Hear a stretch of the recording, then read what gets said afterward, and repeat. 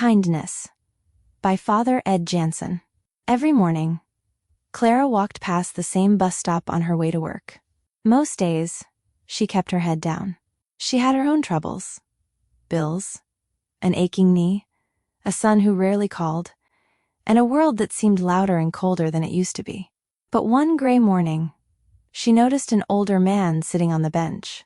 His coat was too thin for the weather. His hands were folded tightly in his lap. Beside him sat one small bag, worn at the corners. People passed him without looking. Some glanced, then quickly looked away. Clara almost did the same. But something in his face stopped her. He didn't look dangerous. He didn't even look angry. He looked invisible. So Clara walked into the little coffee shop on the corner and bought 2 cups of coffee and a muffin. Then she sat down beside him. "I bought one too many," she said gently. "Would you help me with this?" The man looked at her for a long moment, as if he had forgotten what kindness sounded like. Then he nodded. His name was Henry.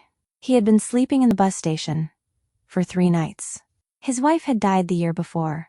His daughter lived 2 states away, and pride had kept him from calling her. Clara didn't have much to offer. She couldn't fix his whole life. She couldn't undo his grief. She couldn't make the world fair before lunchtime. But listened. And sometimes listening is the first blanket a cold soul receives. Before she left, Clara handed him a small card with the address of a nearby church that served lunch and helped people find shelter. Henry looked at the card, then at Clara. "Why did you stop?" he asked. Clara shrugged softly.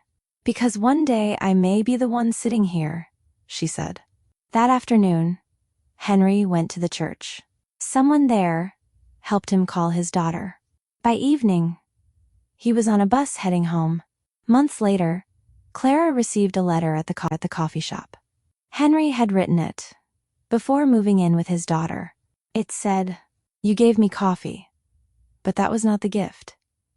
You gave me the feeling that I still mattered. I had almost forgotten." Clara folded the letter and held it against her heart. From then on, she looked up more often when she walked. She still couldn't save the whole world, but she had learned something holy. Sometimes the smallest kindness isn't small at all. Sometimes a cup of coffee becomes a bridge. Sometimes a bench becomes an altar. And sometimes, by seeing one lonely person, we help them remember they are still beloved.